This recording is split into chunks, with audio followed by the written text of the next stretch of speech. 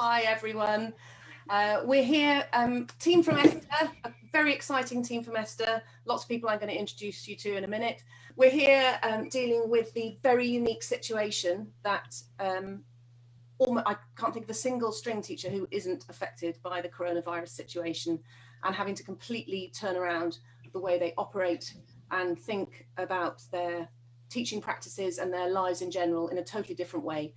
We're here to support you and help you. We've got lots of great ideas to help you get your teaching practice online effectively in an exciting, engaging way, so that you can keep your teaching practices going and keep going forward with your students. So first, I'd love to introduce you to our panel today. We have the Webmaster General of the ESTA Association, Steve Bingham. He is our tech guru here tonight. He's also a professional violinist, of course, best people are. And sitting next to him, a comfortable 2 meters apart gentleman, is Phil Aird, the CEO. It's a very small 2 meters, I'm afraid. It is, oh well. Phil is the CEO of ESTA and also a professional violinist. And Steve and Phil are in fact the duo that is Part Play, which we will talk to you about later on this evening.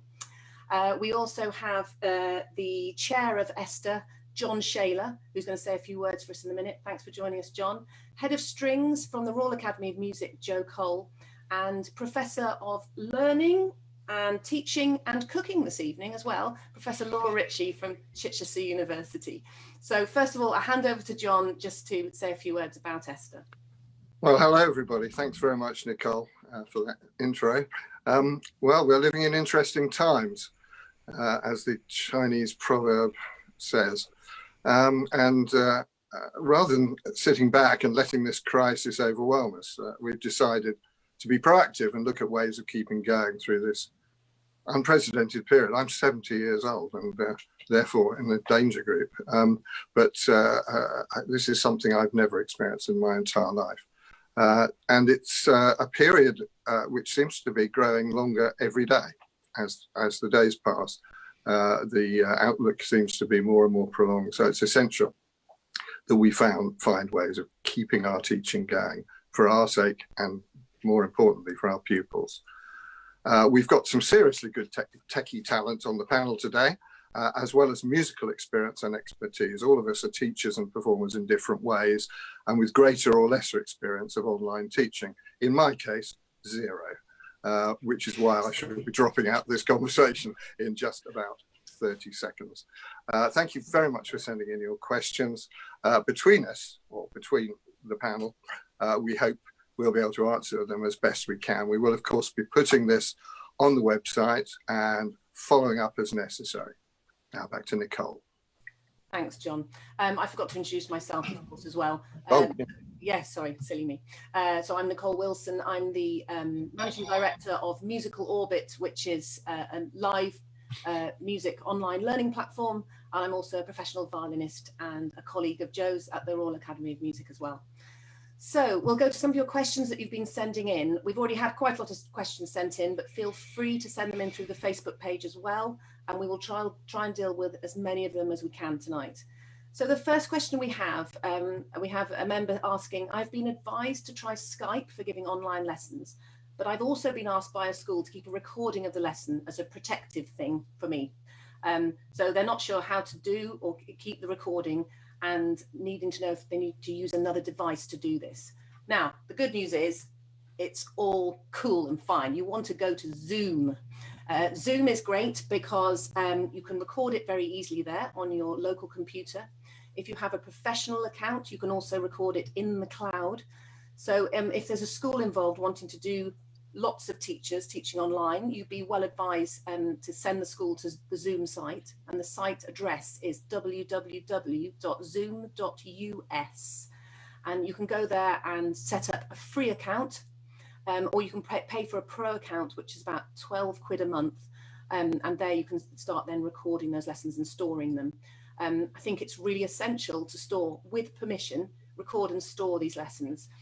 Because like you say, it's protection for both parties, for the student and the teachers. And also, more importantly, it's an amazing practice tool. Never again can your student come along to the lesson and go, oh, I can't remember what you said last week, because they've got it there. And also down the side of the meeting room in Zoom, you can type in your lesson notes, and then they are also stored. So no more having to sort of, you know, chop down trees to make notebooks. We can actually keep the lessons electronically stored, and both of you can have a copy. So personally, that's my view on using you know, Skype, Zoom, whatever. There are lots of video conferencing platforms out there. You know, try them all by all means. In my experience with Musical Orbit, we use Zoom, and we consider it to be the best one out there at the moment. Steve, what ones have you tried? We've used Google Hangouts and Skype and Zoom, and I have to agree with you. I find that the Zoom is actually the most reliable, and it's got seems to have the best quality. There are some settings that you can tweak with the audio. Like most of these platforms, it's set up initially as a video conferencing platform, which is speech. It's not set up for instrumental music, and they have automatic things to try and decrease background noise and compress the audio so that it takes up less space and is easier to transmit. And you can override some of those things, and that's really useful if you're trying to do music, because a long note on a violin can appear to the algorithm as though it's a background noise, and it tries to cut it out. So there are some settings which, if anyone's interested, you can find quite easily in the settings, the preferences, settings, audio, and then you can turn on or off the way it deals with background noise. But there's a nice little one where you can tick a box which will allow you to have a little window, on a little marker on screen which says turn on or off original sound, and that will give you the best instrumental sound that I've found. I don't know if anybody else has got any contribution to that, but it's a really useful setting. I've tried this out, you know, when I was testing it, and the difference in a violin sound is marked. So really worth just finding those audio settings. We're going to be putting those details of those onto the ESTA website page that we've set up for members. It's not there at the moment because we ran out of time. We've been working solidly. We've got Phil and I, and then in the background on the couch behind there, she's going to wave at you, is Sheila, who's also logging questions for this session. We've been working solidly the last 2 days. It's our last 2 days of working in proximity, and then we're going to go into home working. But we've got a few more things to put up on the website before that, so we'll make sure those settings are up there. Nicole. Yes, I was just going to say, with the original sound, you must wear headphones when you have original sound on. You can't let it just come through the computer speakers. It absolutely freaks out. So very important to have headphones on. And generally, if you can persuade your student to wear headphones, even just on one ear, in fact, one ear is great. If you imagine that you're in a Star Wars film session, in Star Wars film sessions and all film sessions, the musicians will wear the headphones on one ear. So they put them on one ear and they have it off the other ear like that. So you can hear yourself playing, but then you can also hear what's coming through here. And it's to do with feedbacky, techie things. But basically, if you can both wear headphones, the audio is going to be a lot better than if you don't. And if you use the original sound feature, you must wear headphones. Yeah, so that's a very good point. So that those two things taken together. And of course, if you're a violinist or viola player, you want to hear the instrument with this ear and have the headphone on that ear. Laura. Well, it does depend how well you play, Steve. Yeah. What, Laura?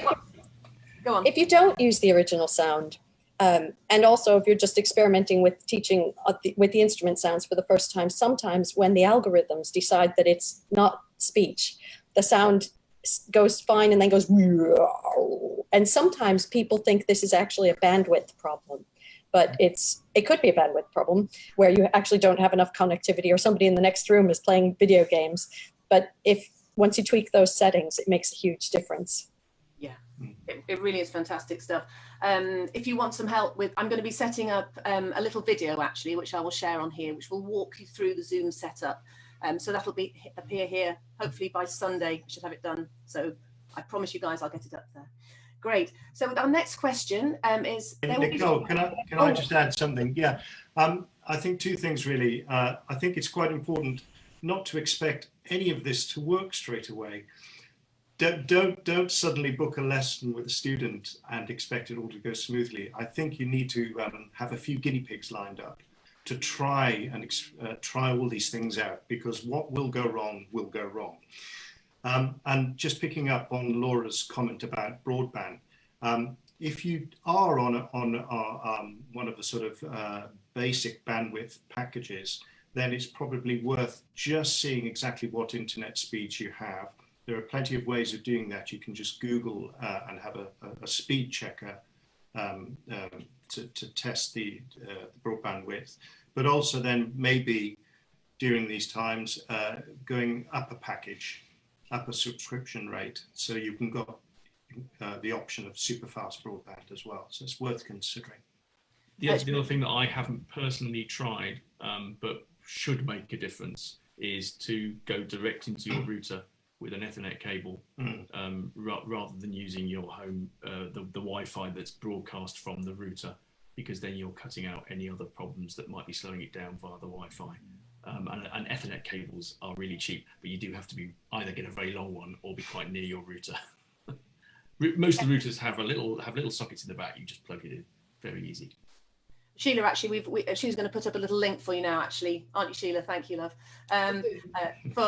You can get them really cheap. You can get them all sorts of places online. Our links today are for the site at the Amazon site, but there are loads of places you can get them. Do have a shop around, and don't go with the first one you find, because sometimes they're really expensive, and actually you don't have to spend really more than about £3 on them, 3, 4, tops £5. You don't need your platinum plated extra thick, you know. You really don't. And just to say, if you want to practice Zoom on your own, then you can go along. There's a website. You go to zoom.us/test, and you can go in there and it talks you through the whole thing. So that's a really great way to start. And then try with, you know, your mum and dad or whatever in a different room. Or different country in this case now. It's, yeah, definitely worth practicing for sure. We want to move on to a next question now, which was, there will be 4 adults all trying to work from home next week in my household. Does an online lesson take a lot of bandwidth? Will this be a future problem? My children are taking conference calls. Really? Gosh, how old are they? Very good. Yes, no, it is a problem. Yes, because there is limited bandwidth, and even more so now. You've probably noticed your internet slowing down because everybody is on it all day. So you do have to take that into account. When I'm teaching, my boys are on strict instructions and not allowed to watch Netflix. So yes, internet isn't just the computer, it's anything that uses your Wi-Fi. So try and, you know, get your family on board that, you know, you're earning the cash here, so it's paying the bills. So they need to, you know, go out and start whittling some wood or something creative instead. Yeah, well, we're talking about maximizing broadband. Actually, there's several things you can do. Like Steve was saying with an Ethernet cable, that's a really good one. But also go to a website where it will test your broadband speed. There are several out there. There's one, speedtest.net, and check you're getting what is the advertised speed. Now they'll probably, if you ring, you know, say you think you're getting 100 megs and you test it and it says you're only getting 50. If you ring your provider right now, they're going to say, frankly, you're lucky to be getting anything, but it's worth a call. It's amazing, actually. Sometimes if you ring, suddenly they'll go, oh yeah, okay, we can boost that for you. It's worth a conversation, put it that way. Would you agree, Steve? Yeah, absolutely. Yeah, speaking from personal experience, I've been through that scenario, and the call has worked. Yeah, and if you don't have an Ethernet cable, make sure you're near your router. If you have an old house with thick walls, lovely, very nice, but the signal will have a hard time getting through them. So, you know, the fewer obstacles in the way between you and the router, the better the signal will be. So, yes. Now then, oh yes, somebody was asking which is the Zoom app. So Sheila's actually going to put that on the chat for us now, aren't you? Thanks, Sheila. Yes, it's the blue square with the white camera in it. That's the one you want. Now then, I've got an interesting one here. Oh, in fact, just before we go on to the next question, Joe, you did your first online teaching lesson today, didn't you? How was it, Joe? How did it feel? It was remarkably, I really enjoyed it, and time fled by because it was such a novelty. I found it a little bit disconcerting at first. There were a few little hiccups. This was Skype, by the way, that we did because we just set it up to be Skype. Though I think Zoom is obviously has massive advantages over that. I found it it took us a little while to get set up because obviously both playing cellos, the placing of the cameras, the light, everything, and making sure that you can see all of the instrument. We actually set it up so I could see all of the student, and she could only see my left hand and bow, so not the spike, not everything. But it worked well. The sound quality was a little bit disconcerting, but we got used to it. And I think, you know, there's an obvious compromise with sound quality, but one of the things that was really good was that you could really tell within the slightly inferior quality when it was at its better levels and when it was less good. So that helped a lot. No, it was an interesting and experience, and I'm inclined to embrace it. I have to say I've been a horrible dinosaur, Luddite, whatever you say, before now, and now I'm just determined to get with the program and really make it work. Very good. One of the things you might want to try, Joe, is joining from 2 devices.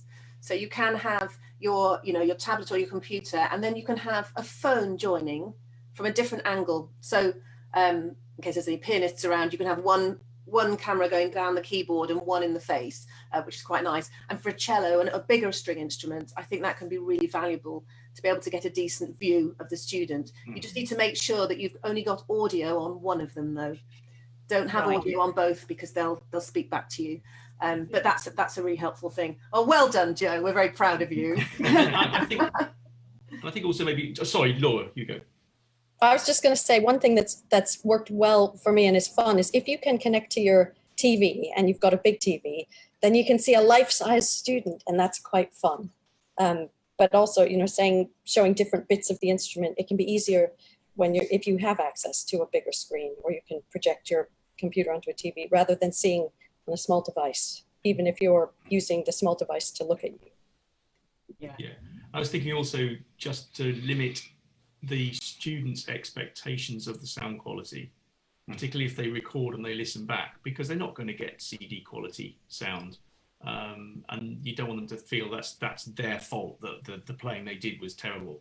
It's just, it's not going to be like a CD recording. And I think that's just like getting the expectations right for what's possible on this method of teaching. But there are loads and loads of pluses, which is great. The next question is a very interesting one, which I'd love to get all of your opinions on this one. This is about how to deal with parents who are simply not interested in online learning, and they've cancelled all the lessons until we come back to real on-location life. Now, I know a lot of very fine teachers and musicians who have been in this situation, and it's gutting. We're just, we feel for you when this happens. But I've got personally a few thoughts on this one.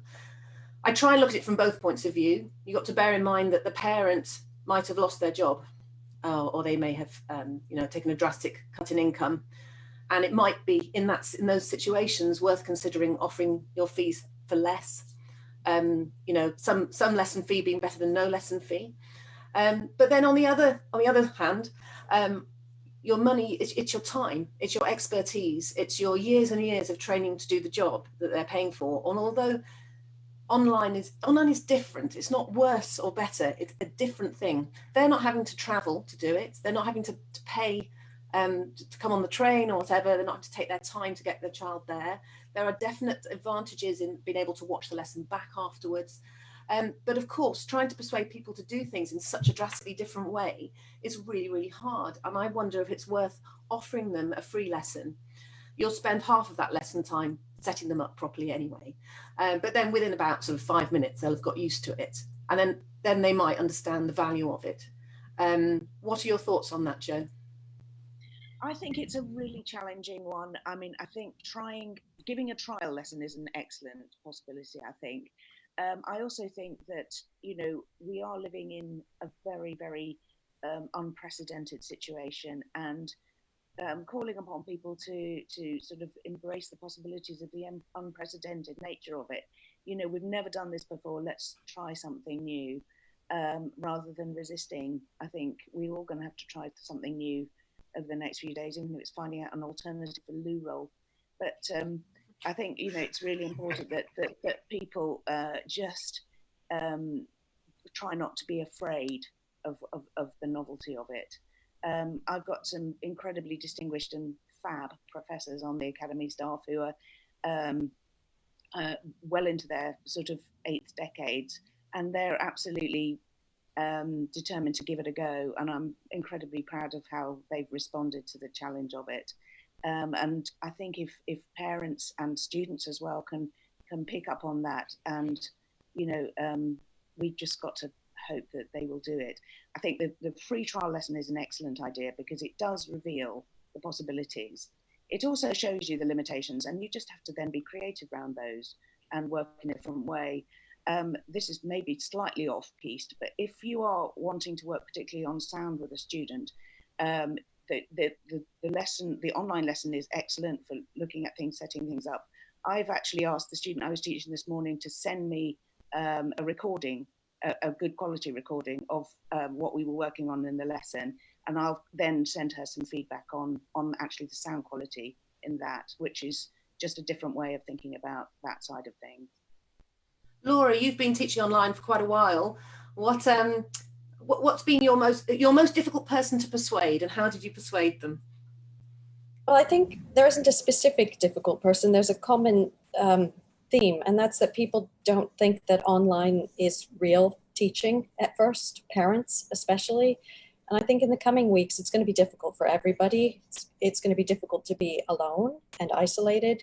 And for children, especially younger learners, it's a huge dramatic shift. And what they get in music learning, that one-to-one attention, or even very small group attention, is something that is really unique and supportive. So understanding that, although, as Joe said, it's different, you have to sometimes be creative about the way you approach something, it's still the same connection with people. It's still addressing the same learning, and to drop that is a disaster. So I think that that is the biggest thing. It's not a single person. It's something that everybody shares on a sliding scale of lesser or greater worry about that.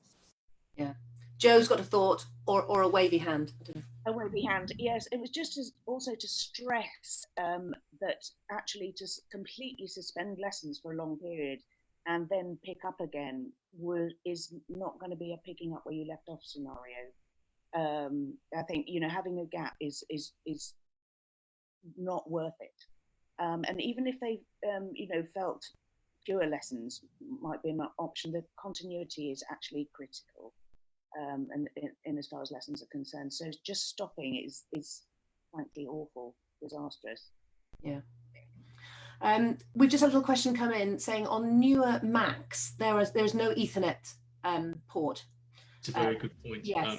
There'll be, I haven't actually, I have to say, I haven't looked into it, but there will be adapters available. So you just have to buy the right adapter. Unfortunately, Apple is now a world of dongles. Slightly sad, but that sounds really rude, doesn't it? Almost. In fact, most of that you can get. Actually, having said I haven't looked into it, but there are. I do know actually for a fact now. I think about it. There are many options that you've got there. There are little sort of multi dongles that will fit into the new USB-C ports, which will give you 7 or 8 output options, old style USB, HDMI, and so on. And there'll be Ethernet ones for that, so shouldn't be too much of a problem. Laura? Just a tiny thing. This wavy hand thing has been a really useful tool for me, because the one thing that you can't do is synchronous, like accompanying and live things. So the taking turn thing is really useful. And I've found recently, even over the past month, learning to have that millisecond break between me talking or playing and the student talking or playing has meant that there's been less loss of sound quality when we do things, and it's helped. Also, putting your music right by your music stand, getting the student to put the music next to their music stand. So as they're looking at the music, they're also, in their peripheral vision, they can see the computer. And then if you wave like that, they will see something move and stop. Because while they're playing, they can't hear you speak. And this is the thing you need to understand with home video conferencing. Isn't the massively expensive tech systems that massive universities have, where you can have people duetting together. You can't do that unless it's really, really slow. But you need to understand that you play first, you explain, you play, and then you say, now your turn. And you just get used to doing that. And actually it's quite good. My brain moves too fast for my mouth sometimes. or is it the other way around? I'm not sure.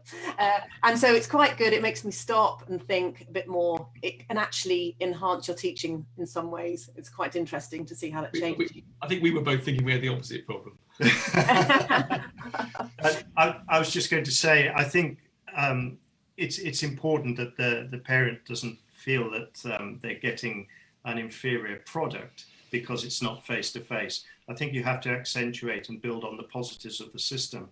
And especially with very early learners, if it's a short lesson, 30 minutes, 20 minutes, the parent and the child can keep coming back to it all the time, which just doesn't happen in the face-to-face. They may not see you for a week or two, and a lot is forgotten. So there are real positives, I think, to that the parent, it's helpful if the parent understands.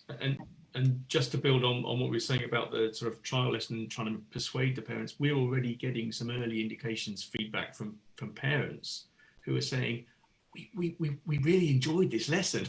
You know, that they're finding it really interesting, being able to be there and be involved in a sort of different way. So I think maybe from the teachers who are listening point of view, it's worth trying to get the parents really engaged with this, if you can, with a free lesson, and they might, in the course of one lesson, change their viewpoint. Yeah, there's also the option, if you have, supposing you had 8 students, what you could be to entice them into carrying on learning and having a weekly lesson with you, you can have a little drop in 10 minutes every morning. All your students join you in the room and you have a 10-minute warm up. Apart from anything else, it's getting them playing regularly. The parents will be grateful because you'll be entertaining their kids for 10 minutes.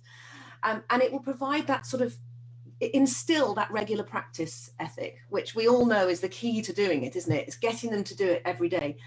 And if you're hopping online with you every day for 10 minutes, not only will it improve them massively as students, but it's also going to make the parents feel they're really getting value for money, and they're going to be really reluctant then to stop the lessons because the child is in a group.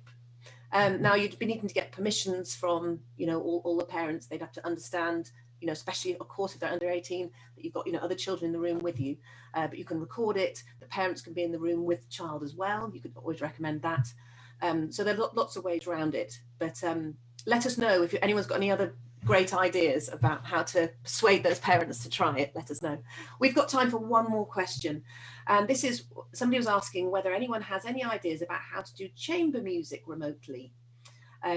So Zoom only allows sound coming from one person at a time in a group video lesson. So yes, as we said, you can't do a duet with somebody live online. However, we happen to have here the 2 founders of Part Play. Steve and Phil, can you tell us exactly what Part Play can offer in these strange times? Yeah, it's not teaching as online teaching as such, but we've got a web-based and iOS app-based chamber music app. I ran out of words there, which will allow you to play along with professional quartets by taking out one or other of the parts and playing along. So again, it's maybe a useful resource in these times where we want the students to be active and be involved in music making. So we're going to be working hard to try and get as much functionality as we can from them. More importantly, it's free. It's free. and the music is there as well, so you don't have to go and buy the music because it's there for PDF download. And many of the pieces, we've done something I think just fairly unique, is that the players in the quartet, we've interviewed them so they can give that little special insight on the second violin part. Also, there's a range in our catalogue from very, very simple but effective duets from the Blackwells, right through to sort of late Beethoven. So there's something for everyone. So Eine kleine Nachtmusik, Pachelbel Canon, Beethoven. We've even got the Grosse Fugue, which we haven't released yet. But that's for another day. Yeah, so hopefully that's something that people can use because there's no cost involved, which is great. And I think also, Nicole, it's worth saying as well that, Nicole, your business is potentially really useful for people as well, because if people are struggling with the technology and setting up the technology, you can help with that through Musical Orbit, can't you? Yes, absolutely. We can hold your hand through the whole thing, set you up, set your students up, set you up with professional licenses, which which mean that you can record everything into the cloud for safeguarding. You just email us at info@musicalorbit.com. If you want to know more, I can explain. But I was just going to say about part play there that you've got the opportunity to record yourself, haven't you? Yeah, right? Yeah. So we've got a self-record function. So once you're in the app, it only works on the app version, so which is only iOS at the moment. But so as long as you've got access to an Apple phone, iPhone or an iPad, you can do a little self-record thing, choose which part you're going to play. It will mute that part. It'll play the other parts. You can play along and get a recording, and you can either record just what you've played, or you can hear it with the other parts. So you can build up a little library of your recordings, which is quite a nice idea. And we're actually working with a couple of institutions at the moment to then take, for instance, a quartet that might be working geographically separated, producing their own recordings of each of the 4 parts of a quartet. And then we're working on a service where we take those and then we put the student recordings together, so that a quartet that have never actually been able to play in the same room or on Zoom because of the lag can actually then perform a quartet together. So that's something we're working on at the moment with a few places. Magic. We've run out of time, I'm afraid, everybody. Thank you so much to the panel today. I'm sure if you have any more questions, please do send them into the Facebook page or email them into ESTA. Phil, the email address is? support@estastrings.org.uk. And it's just worth saying that we're updating the members page for this sort of online teaching or resources all the time, adding new links and so on. So if you are listening and you're a member of ESTA, you just need to log on to the website. If you can't remember your login details, send me an email, and then you'll get access to those pages. If you're not a member of ESTA and you'd like access, please come and join. Thank you so much, everybody. Everybody stay well, and we'll hopefully see you for some more of these webinars during the next few months. Thanks very much. Bye, everyone.